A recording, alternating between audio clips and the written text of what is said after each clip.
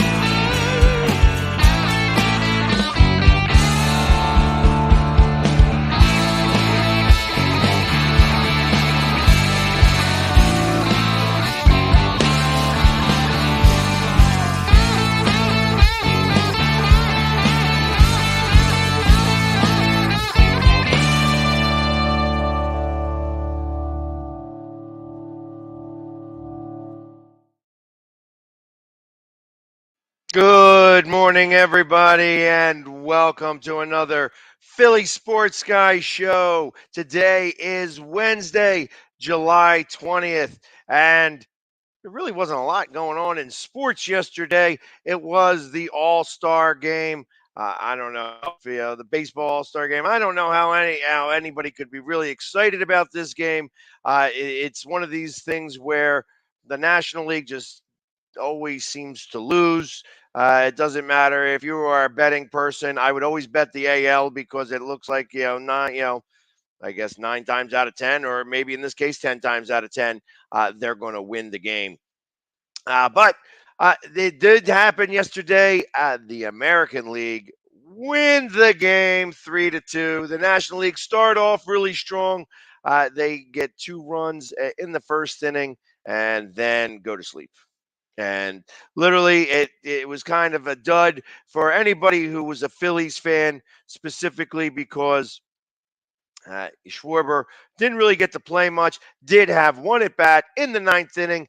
It looked like it was really set up to be able to, if you were watching this game, I know that when I was watching it, and I did watch this game as I was playing trivia in my living room at Dolan's Bar, that I one was bored out of my mind. Thank God that I could look down at my phone or do something else other than watch just this game.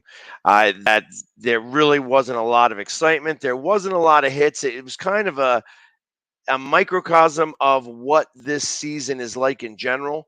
That right now pitching is much better than hitting. That these balls are not leaving the yard as well as they used to, and that these players are not hitting really well in general, and that good pitching is doing better than good hitting. So uh, the National League do score 2 runs in the first inning. Like I said, take a 2-0 lead. It was their biggest lead since 2012. 2-0. It was their biggest lead since 2012. Uh, Interesting how that all happened. Of course, Mookie Betts gets an RBI single, scores Acuna. Paul Goldschmidt then homers. So I guess Mookie Betts got out somehow, some way. Instead of being on, could have been 3-0. Instead, it was 2-0. And then in the fourth inning, uh, Giancarlo Stanton, the Yankee, homers to center field with Jose Ramirez on base, tying it up at 2. And the next batter, Byron Buxton, also homers to left field, and 3-2. That's all you're scoring. Literally, the highlight after that was watching Clace from Cleveland, who I know is battling for a playoff spot. So I can imagine that that guy is probably part of it. He wound up with the save. He struck out the side and was really excited about it. Uh, the other person that really had a really good outing was Manoa. As when I was looking at it, I was like, I'm looking at his name and the way that they had it spelled. I'm like, is that Madman up there? Like it just looks like Madman, but no, his name is Manoa. He also struck out the side. So there were a number of you know that's really about all the excitement that was going on in this game. Uh, Obviously, what had occurred. The one thing that I was 100% positive of was that there was going to be no way that they were going to be able to lead off with Otani and then have him pitch later in the game. So he said that he was not going to pitch at all. He did not pitch, and Otani wound up going 1 for 1. I think he also got a walk, so he did have 2 plate appearances. Wound up on base both times and did not pitch because I didn't think that that was going to be something he was going to be able to do. You can't lead off and then go to the bullpen. You either have to start the game or you don't start the game. So I thought that was a really good, smart idea by the American League, not to have him pitch at all. And ultimately, it kind of paid off. Didn't matter. Game ended 3-2. So not super exciting. And like I said, Schwarber with his 1 at bat, pinch hitting in the 9th. It looked like if everything was going to be set up properly, that Schwarber was going to hit a home run and they were going to go to extra innings home run derby. Was not to happen. And ultimately, the American League stick with what they do best in All-Star games and win another one in a row. I want to say that this was their 11th win in a row. Yeah, actually 10th win in a row. Yeah, last time that the National League won was 2012. So we have now 10 straight by the AL. So if you're a betting man next year, choose the AL. I just don't believe that the NL is really even interested in these games anymore. So, moving forward here, while this is all going on, the Phillies had a draft. And I said I was going to talk about this tomorrow. I am going to talk about it today because I'm not on tomorrow. So this is only Monday, Tuesday, Wednesdays, Thursdays, and Fridays. I do get some time off, but I'm going to go about what we're going to be doing this weekend here so you can follow the Philly Sports Guy with everything that's going on. But let's talk about the Philadelphia Phillies draft. With their first pick, they chose Justin Crawford, who is an outfielder from Las Vegas. Now, he eh, that maybe wasn't necessarily the best player available. I know that they have a hard time signing these draft picks. With Major League Baseball, you get thrown into the system. When you get drafted, you're not going to be able to play anytime real soon. And I expect that he's going to be in the system for about 3 to 4 years. But he was from high school, Las Vegas High School, and now he is in the Philly system. And it'll be interesting to see how he does. They did switch a little bit about his batting stance and some of his mechanics this past year, but he does have like 4 or 5 tools and could be, a very highly touted guy moving forward. I know that Harper was really big on this kid being from Las Vegas. They did not have a second round pick, but they did have a third round pick. And with that third round pick, they chose outfielder Gabriel Rincones Jr. He was chosen out of the FAU, and he hit 346 with 17 doubles and 19 home runs at the FAU. So, another outfielder does have a little bit of a bat. So, hopefully, it will be something that can move forward here and show up within a few years in the Phillies organization. With their fourth round pick, and there's like lots of rounds here. So they wound up, I think they had 19 picks in total. They pick from the University of Miami, Alex McFarling. And he is typically pitches out of the bullpen. He had 27 games, this season for the University of Miami. He only had 4 starts. He had a 4.00 ERA. And in 45 innings, he struck out 68 batters. He did walk 20, so he does have a little bit of a control problem trying to hit the strike zone, but he does have some great speed. And like I said, pitching out of Miami, he's got some. He's got a little bit of experience back there. That with the fifth pick, 152 overall, they pick pitcher from a University of Southern Florida, Orion Kirkering. And he was primarily a starter with the Bulls. He pitched in 19 games with 10 starts, 67 and 2/3 innings pitched. He struck out 91 and 19 walks. He posted a 2.88 ERA out of the bullpen. So obviously, the kid can pitch a little bit, and with 91 strikeouts and 67 and 2/3 innings, kind of did himself, some good there. In the sixth round, they pick another pitcher, Mavis Graves. He was at East Side High School in South Carolina. He's committed to Clemson. He posted a 2.01 ERA. He led East Side High School to a 4A state championship. Didn't really have many more details other than that. With the seventh round pick, they pick a catcher, Caleb Ricketts from the University of San Diego. He hit 373 with 13 doubles and 16 home runs while there. Be interesting to see. I hope that they bring him right up to Double A.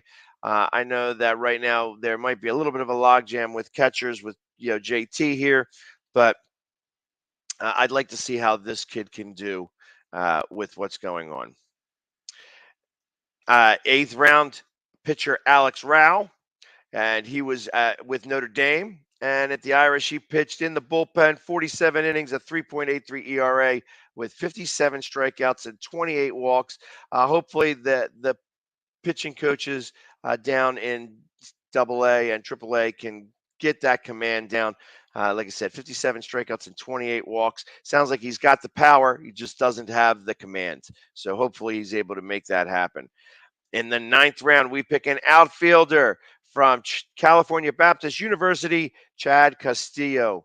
And he hit 386 with 23 doubles and 11 home runs. Uh, they're picking up outfielders that have potential, that are hitting. I'm not exactly sure the competition that the California Baptist University is playing with, but ultimately, we'll find out to see if he comes out anywhere within the system. I expect that he's going to probably start in Single A. When you start in the 9th and 10th rounds and such like that and lower, you're usually starting out in Lakeview or one of the Single A franchises there. And in the 10th round, they pick another catcher, Gustavo Sosa. And he was chosen out of South Mountain Community College. And with the Cougars, he hit 373 with 13 doubles and 9 home runs. They did have a lot more picks after that. They had 19 picks in total. I'm not going to go into all the details because we're not going to be able to see a lot of what's happening for a number of years with some of these guys. So ultimately, hopefully some of these guys can make a splash and move up the ranks pretty quickly. But I wouldn't expect to see anybody from the 2022 draft anytime before maybe 2026. That's just the way Major League Baseball works. Unless you're picking a pitcher like they did from Vanderbilt with the third pick, the Rangers picked Kumar. That he's somebody who might be able to make it to the big leagues with pretty quickly. Short of that, it's going to be pretty hard to get there. Unless you're picking somebody from Vanderbilt, Tennessee, teams like that, you're going to have a hard time making it right into the big leagues from the draft. So let's go to a quick commercial break. I've got a lot more to talk about something that's happening this weekend. We're going to go over all the details of where I'm going to be this weekend so that you can kind of follow me and, be where I'm going to be, because there's a lot of Philadelphia sports. Right now, we're in a little hiatus, especially because there's nothing happening. But uh, this weekend, we're going to be back acting again. So please stay tuned while we just go through these quick commercial messages. The Hometown Foundation is excited to bring back the Dream Ride Experience, August 26th to the 28th at Connecticut's Farmington Polo Club. Join us in celebrating the accomplishments of our Dream Riders while enjoying live music, a car and motorcycle show, family fun zone, pet adoptions, canine demonstrations, the Fireman's Chili Cook-Off, and much, much more. Get your tickets today. You can see right now, without LeBron, Lakers are struggling. Let me tell you about a team I hate, all right? I know the Dallas Cowboy fan is here, so I had to make sure he knew how much I hate this I'm ready. I've often said that the people who run baseball, they try very hard to ruin it. I'm from Brooklyn. I don't have a problem saying it to his face. Oh, I'm from Brooklyn. Hey, get us any.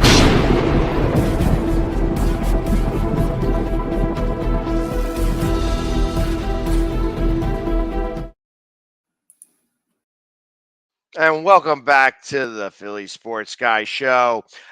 So we do this on Roku and YouTube as part of the Northeast Streaming Sports Network.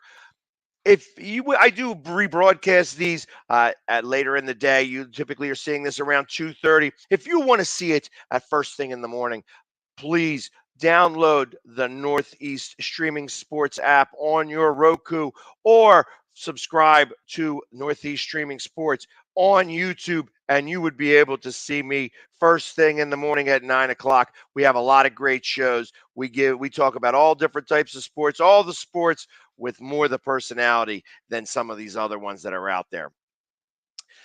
Let's talk about what's going to happen this weekend. This weekend, as I put on my clicker here, starting on Friday, the Philly Sports Guy is going to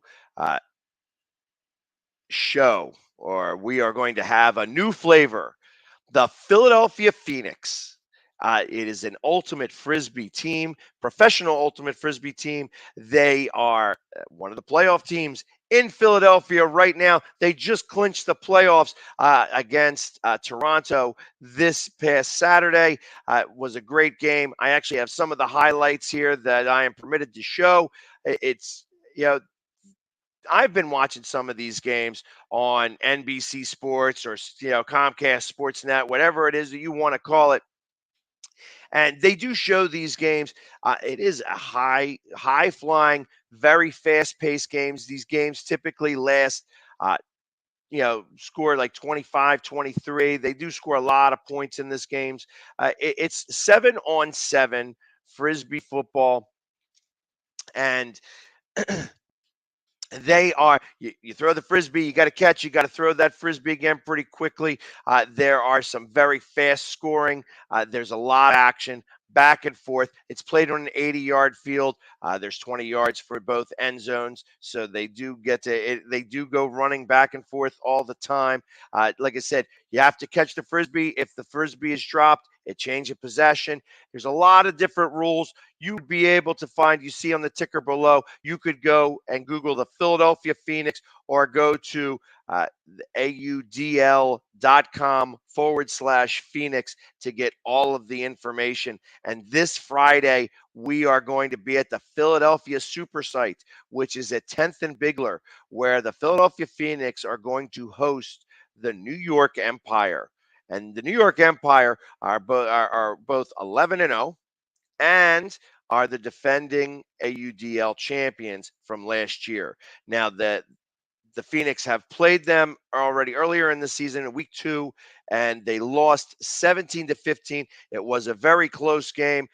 They gave New York a little bit of a scare. They always play New York really tough. They look at these guys as their rivals. They have the rivals there and the rivals against DC. Both of those are local spots, obviously, right down the turnpikes or right down 95, either way, up 95 or down 95. And they play these teams really tough. So it's going to be interesting to see. I'd like to see some people come out there and really push for the Phoenix. And it's always great when we get to beat New York. So I do have some highlights from the Toronto game and just a little bit of action, some of the best plays from the year this year. So I'm going to roll the clip here as they were, and we're going to talk and get to see a little bit about what happens in Ultimate Frisbee. Very strong, consistent defensive player, seeing maybe shake off the webs of that throw. Throw going up and just short of the end zone. Is Philly looking for options? Mott. There it is, and the big spike. Pretty covered Watts before he even threw that disc. And now Pollard. You get to see these walk long right passes. in for the score. There's still a lot of crowd participation and long fan passes experience here. I've heard through the grapevine that some people were saying there's actually quite a few Philadelphia fans, family, and people within the crowds. They absolutely know. Breaking out, looking Philly. for Pastor. Park maybe waited too long to make the grab, but another drop. Philly does know Excuse me, how a to travel drop. to all these games. And now doesn't Philadelphia, matter a what chance the to go- team. Philadelphia As you always see on your goes screen, good. a break opportunity to goal at 4. Trifelis. There it is. Finds Nardelli, and it's a 4-point lead. 4 versus 4 with Kevin J out there. And now Matt Hanna going to get free of Andrew Watts and Sean Mott. He's in the zone right now, folks. Jay hucking it for Turner, working against Hanna. Hanna coming over the top for the block. No call. It's a clean block. I think that's the play that would have really lit up this team. Ryan looking for Pollard. What an arcing backhand for number 22, Jordan Ryan. The mascot trying to get fans excited here for this break opportunity. And it's a Callahan. Philadelphia making things happen. A Callahan is an Big interception kick in the spike end from Paul zone. Owens. Just so you know. Milking some of that precious I have to time learn a off couple the of these clock here. terms Give and go myself. It's action. good. Like I said, you can see this is a very fast-paced Ryan game. pops They do in. move very quickly. They're always scoring points. Pollard and has receiver going you deep. That's never Matt are Hanna. in. And You're always Pollard, within not range just a to goal score. scorer, he can chuck it a little bit too. Could still make some moves here. As I say that, a sliding grab from Philadelphia with a spike. Greg Martin So, putting the punctuation mark, or I should say exclamation mark, on this one.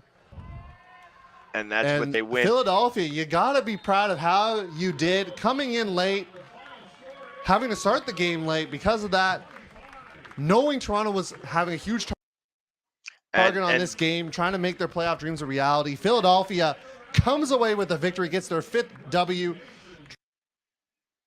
And there you go. They got their 5th win of the year. That does clinch a playoff spot. It's the first time in 9 years they have clinched a playoff spot. And like I said, Philadelphia has another playoff team here. It's the only Philadelphia. It's only the only Ultimate Frisbee team in Philadelphia. And they have 2 more games left before the season is over. Again, they play this Friday against the New York Empire, and that's a 7 o'clock. And they're playing down at 10th and Bigler at the Philadelphia Super Site. So it's very close to the stadiums. It's parking should be fairly simple, and tickets are available on the Phoenix website. So you could go right there and see what's going on and come out and support them and come see the new look of the Philly Sports Guy. One of the other things, I want to show you some of the extra highlights. I was watching some of the highlights from earlier in the season, and I put them all together for you. They really are exciting to watch. Let's go roll this clip really quickly for you. Wither. Eric Whitmer. Looking deep. And Esser can't come down with it in bounds. They're giving him the point. Esser laid out. And the toe drag. Great toe drag right at the back of the end zone. Great call. Who knows? Maybe a first break point. Oh, it was tipped. Might have been set. This is one of these plays that's amazing. 4 seconds left. He chucks it the entire length of the field. And One white jersey, and it's confirmed! What a layout by the Philadelphia receivers. just amazing. They get the block there. They get the turnover. He throws it all the way down. There's only 5 seconds left. It's in the air, and this guy lays out and makes the grab for the point.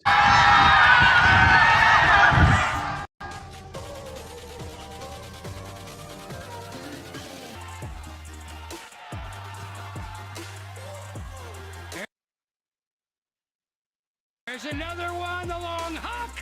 Martin. This guy gets up there and makes the grab there for that point. Greg Martin.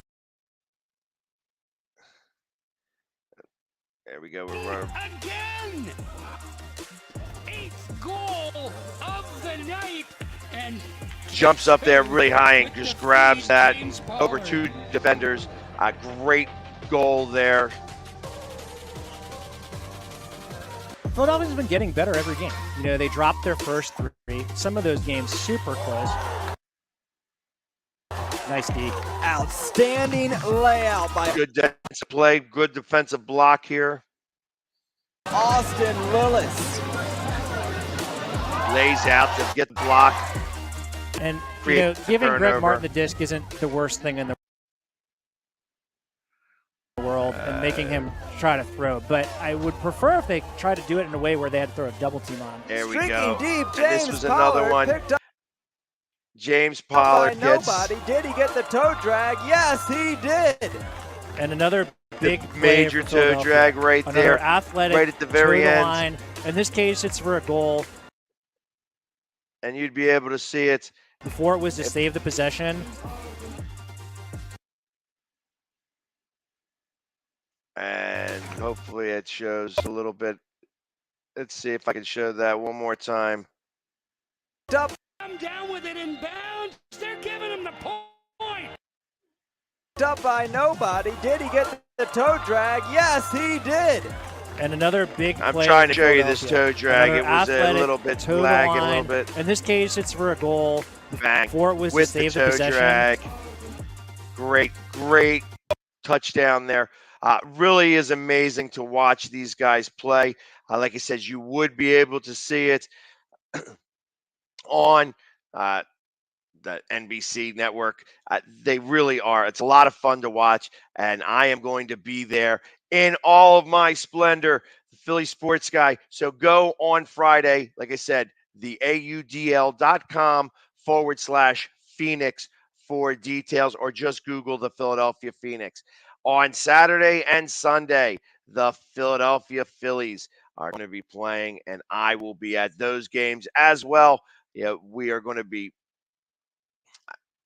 it's going to be a fun-filled weekend, total with sports. Obviously, let's see who we they got the Chicago Cubs in town, and then of course that they're playing. The Union are playing in Orlando this weekend, so you're not going to be able to go to a Union game. You will be able to probably watch them on PHL 17. But the Phillies are going to be playing against the Cubs, and that should be another couple of games that we should do really well. We need to win these series and keep winning these games moving forward here, because after we have Chicago, I know that we have Atlanta on the horizon.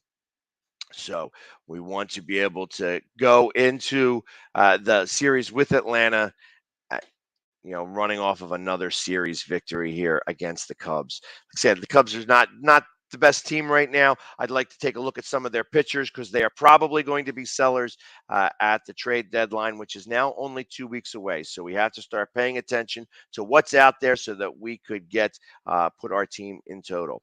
So Again, we're going to wrap it up here today.